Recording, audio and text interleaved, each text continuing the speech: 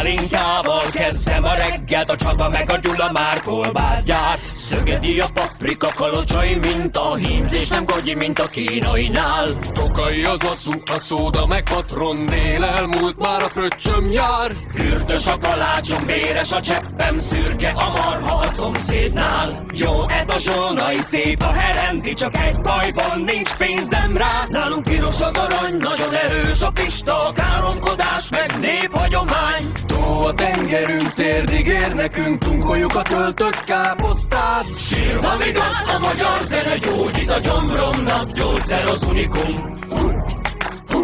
Hungarikum, hungarikum. Sírva vigad, a magyar zene gyógyít a gyomromnak, gyógyszer az unikum.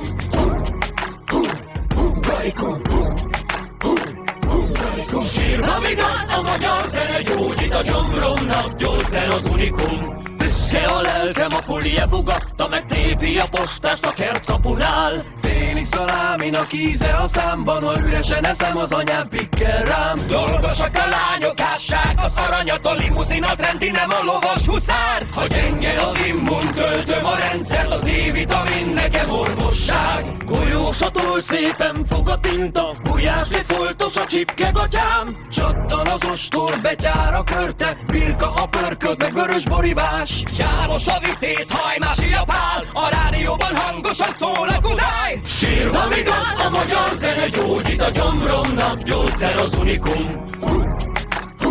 Hungarikum, hungarikum. Sírva vigad, a magyar zene gyógyít a gyomromnak, gyógyszer az unikum. Hungarikum, hungarikum. Sírva vigad, a magyar zene gyógyít a gyomromnak, gyógyszer az unikum.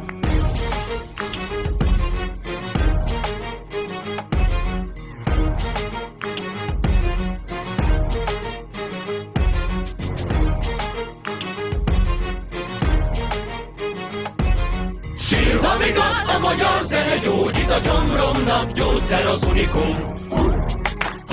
Hungarikum, hungarikum. Sírva vigad, a magyar zene gyógyít a gyomromnak, gyógyszer az unikum. Hungarikum, hungarikum. Sírva vigad, a magyar zene gyógyít a gyomromnak, gyógyszer az unikum. Egyszer volt, hol nem volt, de egyszer hát inkább volt, mint hogy ne legyen. Volt egyszer egy öreg ember. Úgy hívták, hogy az öreg kis. És azért hívták így, mert nagyon kicsi volt. Olyan kicsi volt, hogy hát éppen hogy csak felért a bokámig. És ennek az öreg kisnek volt egy mondása. Azt mondta az öreg kis, hogy ne csak együnk, igyunk is.